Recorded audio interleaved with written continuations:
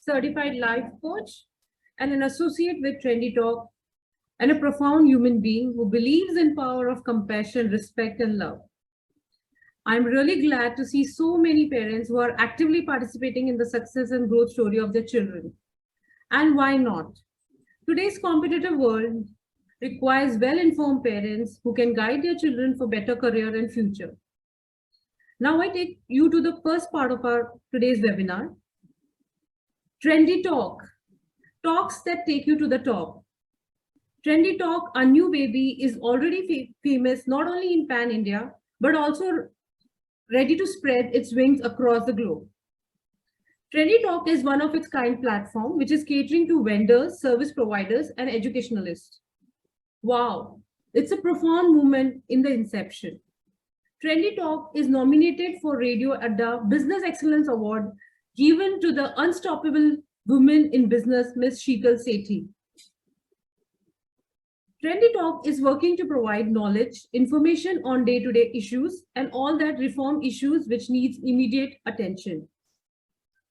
Now, I welcome Ms. Sheetal Sethi, proud owner and founder of Trendy Talk Private Limited. Professionally, she is a chartered accountant with diploma in IFR ACCA London. She also holds CFA Level 1 degree, university topper in German language, and a German teacher. USA certified parenting coach conducting parenting workshop on the behavior issues of children. She is also an experience holder for doing consolidation for 3,000 plus crore companies, 20 years experience of working with corporates. She has been conducting webinars and have trained more than 20,000 students.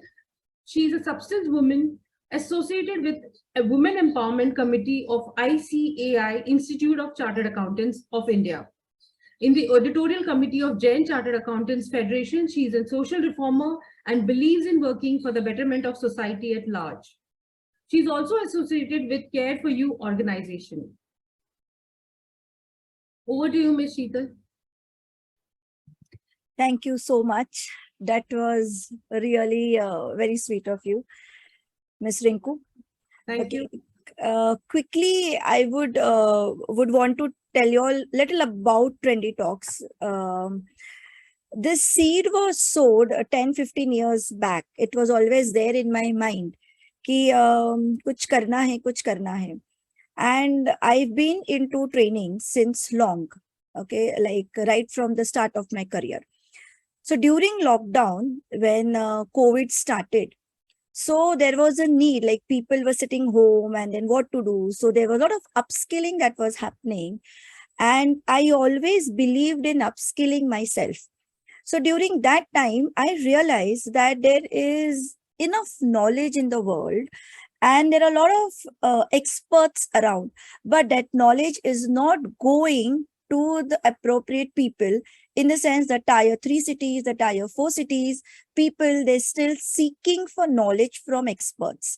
So that is the time when I thought we should, the Trendy Talk bird, this baby happened. And my vision for Trendy Talk is to take expert knowledge at a very negligible cost, or you can say literally at free, the latest development, how the latest things are there, the practicality, even after having education, to the nook and corner of India. So this is it. And I would want to say, like, tune in parents. We have a lot of freebies coming up. We'll be announcing at the end of the session some benefits to the kids. And here we have 2 experts with us. And the need of this career counseling was there. Like in the schools, I think everything is very generalized. We really still have a lot of questions in our mind. So we have these 2 experts over here. And they will be taking our, the questions they'll be taking us through. So here with you, Rinkoo, I would want you to introduce our 2 esteemed guests over here. Sure, Sheetal. Thank you. Okay, our first esteemed guest is Ms. Chaitali Mehta, is a founder and guiding force behind CKM Academy. CKM Academy is a center for overall growth and excellence for its students. Along with being an An evolved educator, Chaitali is also the treasurer for the Western Zone of MCOA, Maharashtra Class Owners Association, and also a co-member of THT, Teachers Help Teachers. Being a dynamic and motivational tutor, Chaitali believes in building lasting bonds with her students. Her teaching methodology consists of holistic grooming of each student. Her aim is not just to make students excel academically, but also to make them best academic career and choices. Our second guest, esteemed guest, is Mr. Rahul Zaveri. Mr. Rahul Zaveri, a founder of Rahul Zaveri Edupathwayz, is a graduate in commerce from NM College and an MBA from NMIMS. Is a mentor, coach, and a career counselor. He holds 20 years plus experience in the field of education. As a mentor and counselor, he has impacted the lives of 15,000 plus students, grooming them in career decision-making, critical thinking, case discussions, personal growth, and interpersonal excellence. He has taught in B schools and authored career articles. Mr. Rahul Zaveri believes in the holistic approach, leading in personal mastery, career success, and focused growth. Over to you, Ms. Sheetal.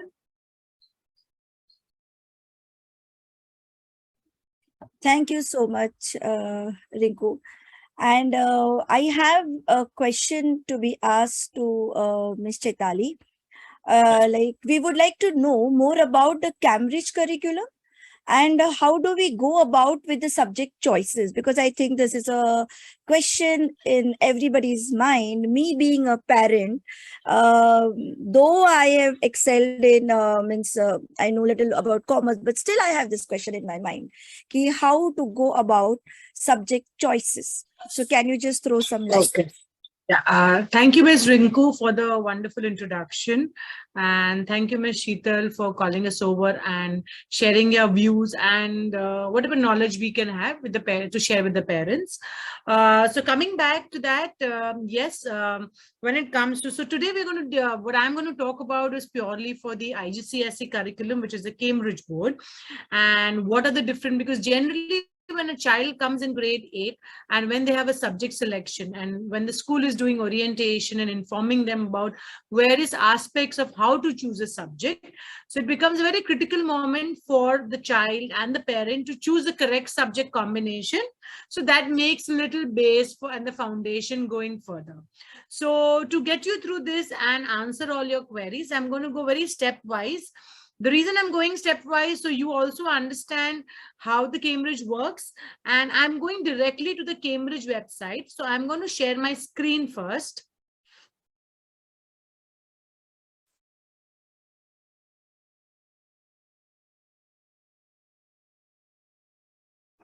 Yeah, okay. Is my screen visible? Yes, very much. And meanwhile, if parents y'all have any doubts or if you have any questions, y'all can please write it on the chat box. At the end of the session, we'll take those questions. Okay, so this is the official website of the Cambridge, which is the Cambridge International org. Okay, so this is where all your information will be solved, or you can say will be answered. So I will not get into how the entire website is. We'll go only on to important aspects which you all should know as a parent. Okay, so we're going to talk about, this is the Cambridge website. I'll help you to explore the website, understand the syllabus, understand the 3 examination series, what is the ICE certificate, and how does it help you? Okay, so if you see this, this is the Cambridge website. We will be sending all the 3 links in the chat a little later. What important thing is that the CAI curriculum is the Cambridge curriculum, which is divided into 4 components. One is the Cambridge primary, one is the Cambridge lower secondary, and one is the Cambridge upper secondary. So today what we are going to talk about is Cambridge upper secondary. Your upper secondary is made up of 2 parts. One is the IGCSE and O levels. We don't give the O-level exam. India gives the IGCSE exams, and we have the AS and A2. So we are not going to touch upon AS and A2. It's only IGCSE. Now, IGCSE is an examination and it's a period of 2 years. So at the end of grade 8, the school tells you to choose a number of subjects based on what they can offer. You choose your particular subjects and then you're giving it. So 9th standard, you're learning the curriculum. So technically speaking, 1.5 year or 1 year, 3 months goes in learning the curriculum. And another, you are doing preparation by doing past papers, mock exams in school, in your class, so on and so forth, right? So this is the Cambridge IGCSE exam. Now, Cambridge exams are given 3 times in the year. One is Feb, March, one is May, June, and one is October, November. So Indian students, most of the schools offer the Feb, March series, but some schools do offer the May, June series. So most of the schools around us are always a Feb, March series. The reason for Feb, March series is because when you're giving your Feb, March series, during the Feb, March exam, even the SSC, ICSC, CBSC, all the students are in and around giving exams. Your results are out on 10th of May. In the month of May, the admission process, centralized admission process takes place. So that way, what happens when in June and July, when the colleges all begin at one go. That is why the India series is generally the Feb, March series. May, June is also there. It all depends whether the school is offering or not, and what have you planned for your child. Okay. Generally, a lot of parents also ask that I want my child to take economics, but I don't know what the curriculum is. I don't know what the subject course is. I don't know how the exams are taken place. Okay. So if you go to Cambridge IGCSE, there is a curriculum given. You should go to subjects. Okay. Cambridge offers a wide variety of subjects, approximately 70 subjects, more than 70. Obviously, the school cannot offer 70. So they have a pool of subjects to offer. Okay, so I'm going to take you only to one subject. So similarly, you can find out. So Math 0580 is your mathematics, that is Math Extended, or your school must be offering Mathematics International, which is 0607. So if I go to this subject, which is Math, which is a common subject offered in almost all IG schools.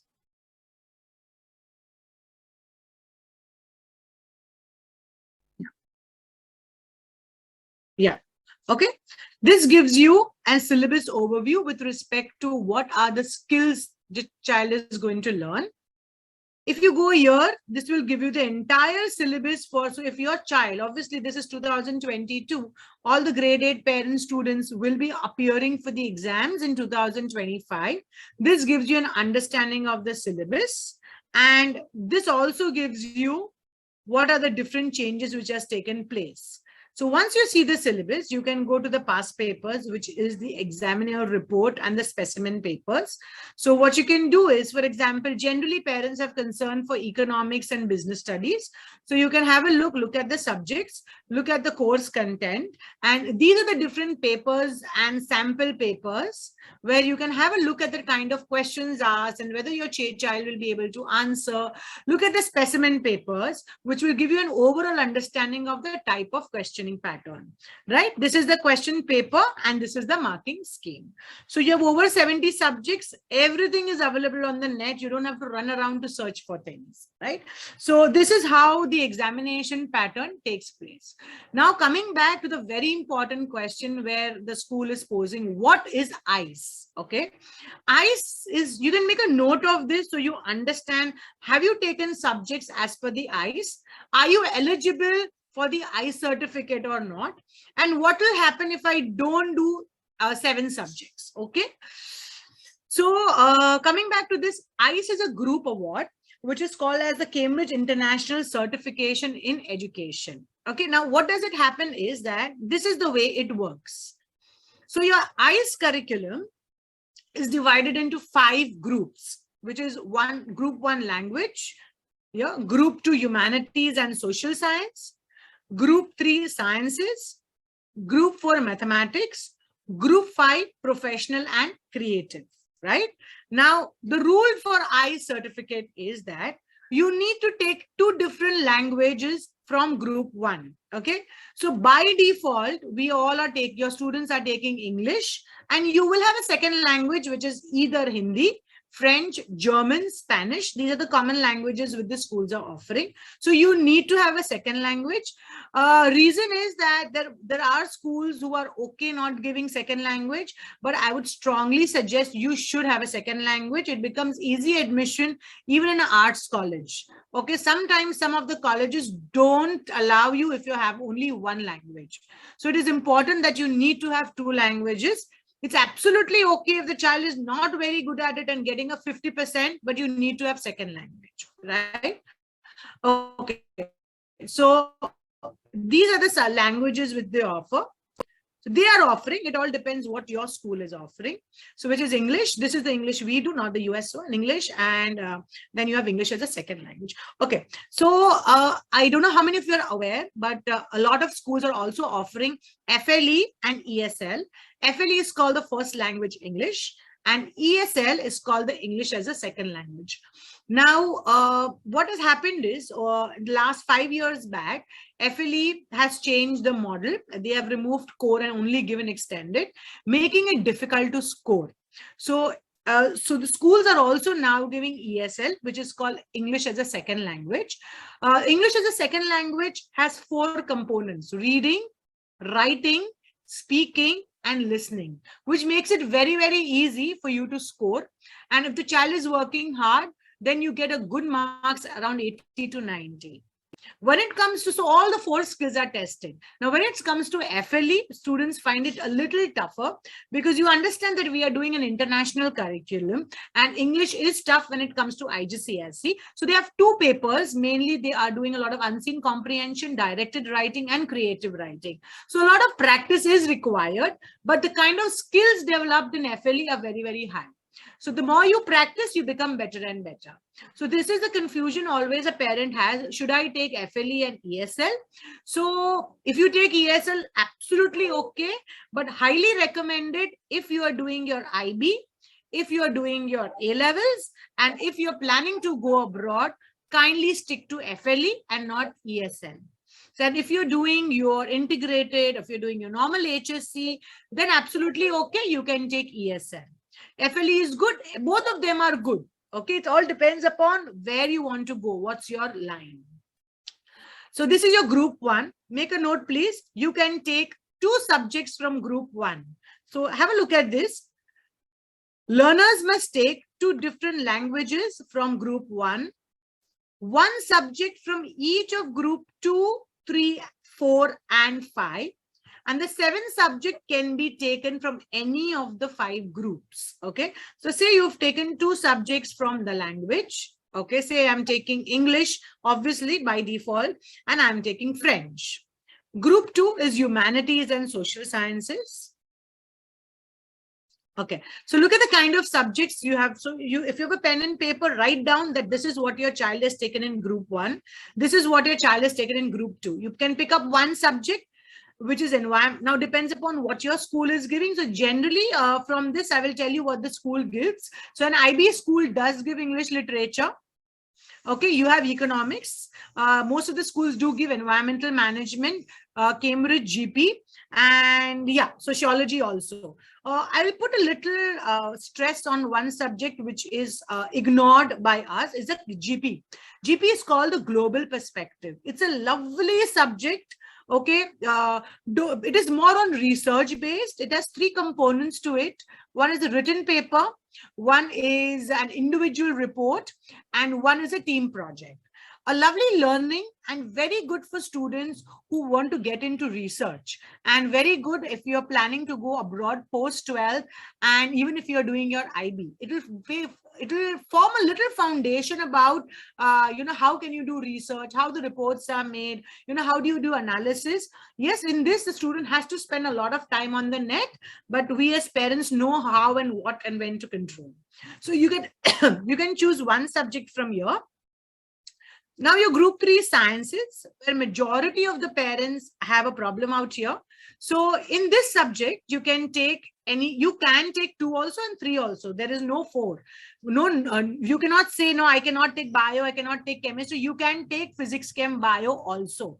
A lot of schools are also giving combined science. Now, what is combined science? A part of physics, a part of chemistry, a part of biology. So in group 3, you get physics, chem, and bio. Coming to group 4, this is generally the subject which is taken, the mathematics, which is called the extended mathematics. Generally, IB schools give the international mathematics. A lot of IG schools with mathematics also give additional math. So you have a lot of students who have a flair for ad math, and they do take it up. So generally a combination goes as math and ad math, okay, or they take international math and ad math. So generally, if you're an IB student, you should go for international math. It will help you out. Okay, so this is group 4. You need to choose one subject. Let's come back. Okay, again, you're going to choose one subject. Okay, so again, you have GP option here if your school is providing. You have business study, art and design, accounting, computer science, so on and so forth. Now, if you've seen this, so you are done with 6 subjects, 2 from the first group, one from each. Then you can pick up any other subject from the other groups. It's allowed. But as per the norms, you are supposed to take up 2 subjects from the first group, one. So 2, 3, 4, 5, okay, and 6, and 1 subject from any of the group. If you've taken this combination, then you get the ICE certification, which is called the Cambridge International Certification in Education. Now, a very important question arises. Why ICE? Is ICE important? Should we take up ICE? Should we do 6 subjects, 8 subjects, 9 subjects? Okay. So parents, this is based on my 18 years of experience dealing with various schools. Take how much your child can do. Don't go with the crowd. My friend has taken 5, 7, 8 subjects. I also want to do. Look at your caliber, look at your strengths, work on your strength and do what you like. Okay. So don't go with the crowd that, okay, my friend is also taking GP. I will also go with him. No. Only take the subjects where you feel you want to work and you want to explore other subjects. If a child is taking science, that doesn't mean the child should stop themselves for not taking economics and BS. You should take it. You never know, you explore. This is the time to explore. Okay, by choosing subjects in 9th and 10th does not end up the career. This is not even beginning of the career. Okay, these are all different subjects which are kept wide open for you. It's like a plate given to you. Eat as much as you can. So do a wise selection of subjects. See how the curriculum is. The school gives you adequate time to take decision, right? So see what the kind of subjects given to you. What are the combination of subjects? What works for your child? What does not work for your child? Even computer science is good, which has Python and language. You have information that is ICT. So look at what the school is giving. Take it, understand it.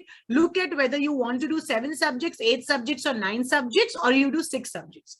Now, from the Indian context, absolutely okay to take 6 subjects. It is not required that you go with the crowd and do 7 subjects. That is the I certification. I certification you will get only when you're following the norms of the subject selection of 7 subjects, 2 from the first, one from each, and 1 from anywhere. Okay, I hope I have explained you how is it. So don't, I have got experiences where a parent says, no, I want to do this also, do 10 subjects they have taken. And at the end of grade 9, they start dropping subjects. Yes, you're allowed to drop subjects. But why? If you're taking a subject, do it yourself, see your potential capability and try, and don't drop subjects in between. Be positive and go ahead. Apart from that, very important is that math and sciences. Okay, so I'll explain you this also. There is something called as core and extended. Okay, so what is core and extended? That happens only in math and sciences. Your physics, chem, bio, it is there. In even combined science you have. It is not there in economics, BS, accounts, or any other subjects. Now I'll explain you the difference between core and extended. Okay.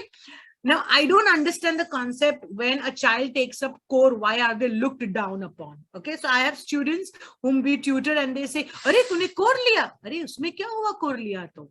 Okay, there is no rocket science. Nobody is going to come and shoot you, or the education department is not going to tell you that, oh, why did you take core? You are not a good student. No, it's not like that. Okay, who should take core and extend? If a child is finding it difficult to do math, Okay, and the child may be very good with economics and BS.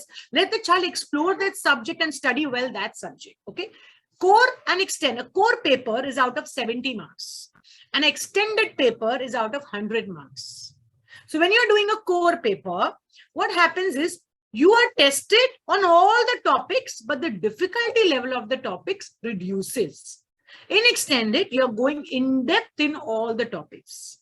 That is the first point. Second point is that in the core curriculum, your maximum, the grade which you get the highest grade is the C grade. Okay. And if you're doing an extended curriculum, it is the A-star grade. So that is a major difference. One is the content. Second is the grading what you get. And third is the maximum score. It is out of 70 and out of 100. We've got experiences of students, you know, out of 100, in the final exam, that is when your board results come out, the child has really worked out, a very weak student with math or any other subject, and they managed to get a 60. So I always try and convince the parent that, why don't you go for core? The child has skills in other subjects. Let the child put in all the efforts in the other subject and might as well get a 60 over 70 in one of the subject and increase the motivation of the child. Okay, so we have different combinations out here. So yeah, so from my side, I have explained you how to explore the website. What are the different syllabus? How can you get the syllabus code? The codes are always written near the subjects. Have a look at the syllabus in detail. It is a good 20-25 pages syllabus. Go through the specimen papers and see how the specimen papers are. I've explained you the 3 series of examination, and India generally students take up the FebMath series, right? I've explained you what's the I certification, what your school is offering, and what is core and extended. So that's everything in a nutshell about IGCSE and how it is going to help you in 9th and 10th. Yeah, that's all from my side, Ms. Sheetal. I've covered up almost all points. Yeah, thank you so much, Chaitali ma'am. It was even I was not aware of all this. It's like, you know, going to the website, the syllabus, why core and why extended, what is group 1, 2 subjects and all. So we have couple of questions. So should we take up the question now or the end of the Yeah, series? yes. No, if it is this, then take it up now. It becomes better. Then they can correlate and they will be. Yeah. So now you said, ma'am, you can take as many subjects as you want, 6, 7, 8, 9, 10, right? Matlab, it depends upon the child. If the child And has the school. And the school, what they are offering, right? Now, in that, during exam, once the results are out, so is it going to be like the best 6 के percentage liye jayenge? No. Yeah. So this is a very common question, best of 5. No, it is not applicable for IGCSE. When you are going to input your results, okay, so when during in May, when the portal opens for centralized admission, okay, you have to enter all the subjects which are there on your mark sheet. So if you've taken 8, it will be an average of 8. If you've taken 6, it is an average of 6. Yeah, there are a lot of parents who feel they get best of 5. No, what is there on your mark sheet, that is accounted for. There is no best of 5. And for ICE, how much minimum subjects? 7 subjects. 7.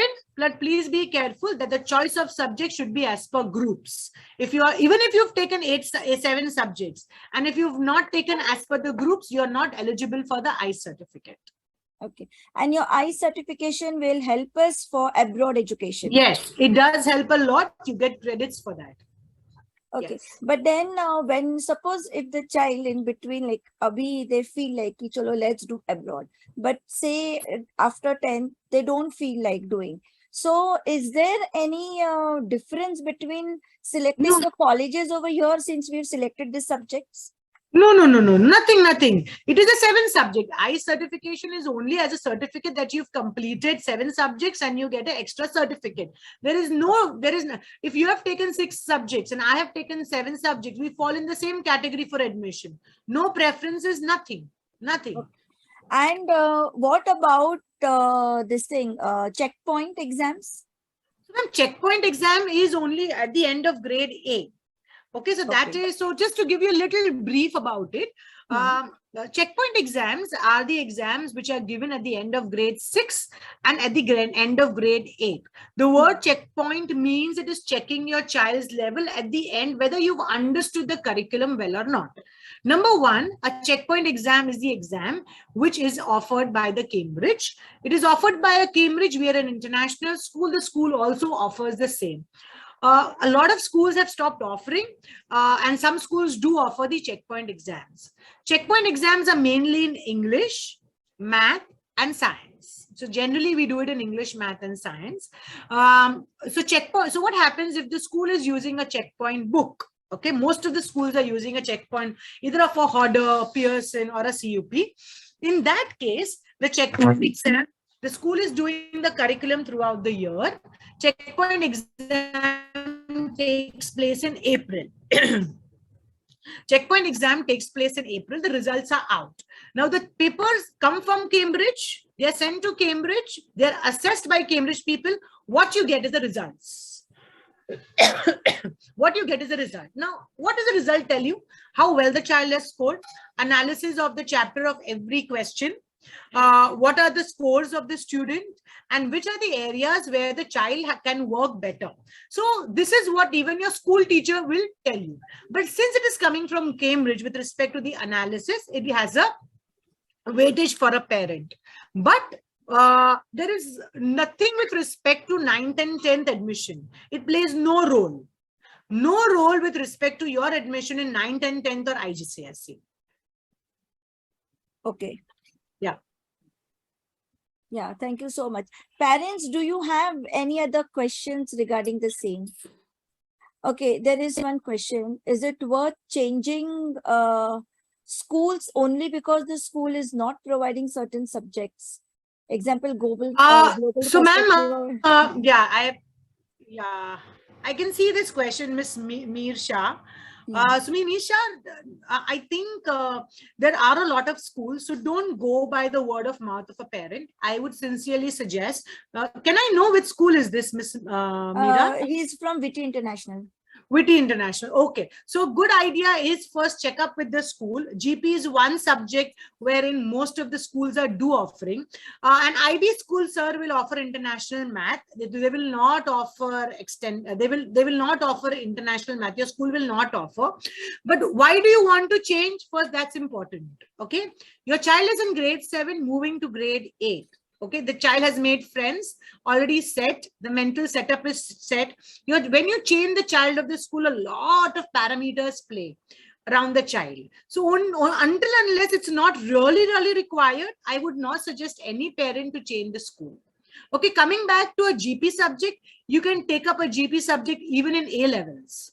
Okay, so GP, if they're not offering in 9th and 10th, you can do your A levels. Coming back to international math, ma'am. Okay, ma'am. International math is generally by the IB schools. So it's absolutely okay. Even their AS and A level math is wonderful. So your child is not losing out anything great even by doing A levels or even by doing IB. All of them will at the end of it go with the admission process of the universities if you're going abroad. But if you think, no, your child has a flair for math and then he or she loves math, then you take a call for it. If you have a very specific reason of changing, then do it. Just don't do it because it is not offering. But if you think my child is fantastic with GP, research based and going ahead, research is going to help the child, then fine. But this is at a very nascent stage where they are doing the research work. So I generally don't suggest too much of shift and change of schools, especially when the child is already there in 7th and doing well. Okay. Yeah. Okay. Yeah. Thank you so much. Thank you. Parents, you have any other questions to Chaitali, ma'am?